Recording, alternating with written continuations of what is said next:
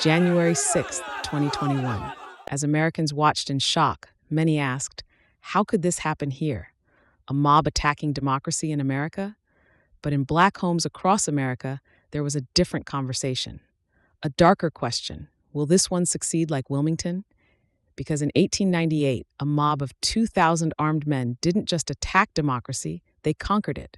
And unlike January 6th, they got exactly what they wanted. This isn't just another hidden history.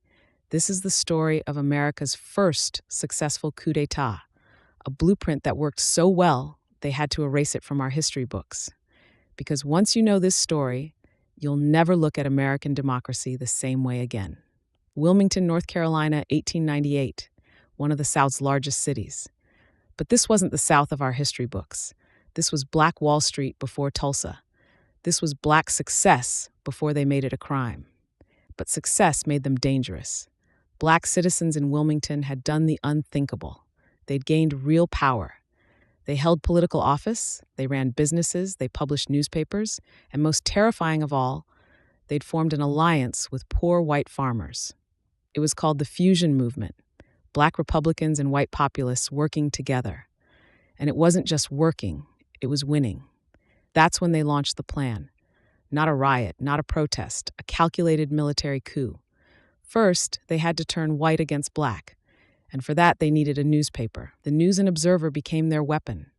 Every day, new lies. Black men portrayed as threats, black success painted as theft, black voting called corruption. But one black newspaper editor dared to fight back.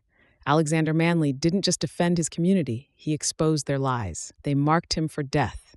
His newspaper would burn first. But not before they created something new, the White Declaration of Independence. Yes, you heard that right. A document demanding white supremacy by force. November 10th, 1898, dawn, 2,000 armed men marched on Wilmington.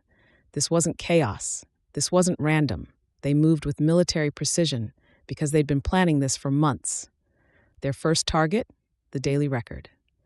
Alexander Manly had already fled. They'd marked him for death days before. But destroying his paper wasn't enough. They wanted to erase the very idea that black voices could speak truth to power. Then they moved through the city, systematically, methodically. This wasn't a riot, it was a military operation. They didn't just attack people, they attacked power, black businesses, government offices, voting sites, each target chosen to dismantle decades of black progress in a single day. By nightfall, they'd murdered dozens, some say hundreds. But bodies weren't their only trophy. They forced elected officials to resign at gunpoint, installed their own government, stripped voting rights. This wasn't just violence. This was the death of democracy by design. By the next morning, Wilmington was transformed. Hundreds of black citizens fled into the swamps to survive. Those who stayed faced a new reality. Their businesses destroyed, their votes stripped, their power erased. But the coup's real success wasn't just in Wilmington. This became their blueprint. Within a decade, every southern state had new laws to prevent black voting. Black business districts were attacked across America, each time using the same playbook. First discredit, then destroy. And that playbook, it didn't stay in the 1800s.